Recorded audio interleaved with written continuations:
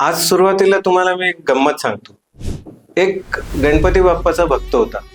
दरवर्षी गणपतीला जायचा, दरवर्षी अष्टविनायक करायचा आणि गणपती बाप्पाजवळ दरवर्षी एकच गाणं मांडायचा, गणपती बाप्पा माझी लॉटरी लागू दे रे.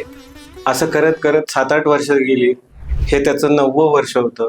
9 वर्षापासून एकच गोष्ट चाललेली, गणपती बाप्पा माझी लॉटरी लागू दे रे. ह्या वर्षी मात्र त्याचं नशीब जरा चांगलं होतं.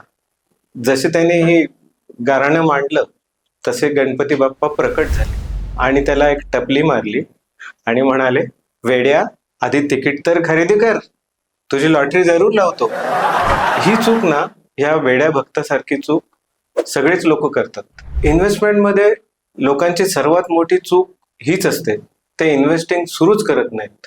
सॅलरी येते, एक्सपेन्सेस वाढतात, लाईफस्टाईल वाढते, पण इन्व्हेस्टिंग कायम पुढच्या पानावर असतं.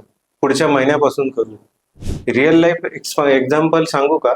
एका व्यक्तीने सिप सुरू करायची ठरवली आणि तो थोडं सेटल होऊ दे, पुढच्या महिन्यापासून करतो, आणि असं करत करत 5 वर्ष निघून गेली. जेव्हा त्याने शेवटी इन्व्हेस्टिंग सुरू केलं तेव्हा त्याला समजलं त्याने फक्त पैसे नाही तर कंपाऊंडिंगचे 5 महत्वाचे वर्ष गमावलेत. आणि दुसरी मोठी चूक, लोक दुसऱ्यांना बघून इन्व्हेस्ट करतात.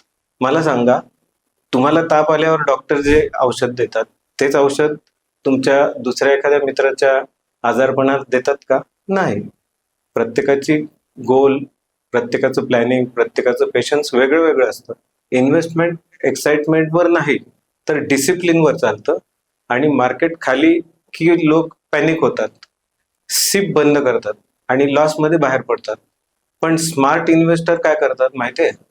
मार्केट खाली असलं ते कन्सिस्टन्सी ठेवतात, जास्त इन्व्हेस्ट करतात, कारण त्यांना माहीत असतं वेल्थ एका रात्रीत नाही तर वेळेनुसार तयार होते. तुमच्या मते इन्व्हेस्टमेंटमध्ये सर्वात मोठी चूक कोणती करतात? कमेंट करा. आजची ही माहिती कोणाला तरी नक्की गरजेची आहे, त्यांच्यापर्यंत हा व्हिडिओ नक्की पोहोचवा.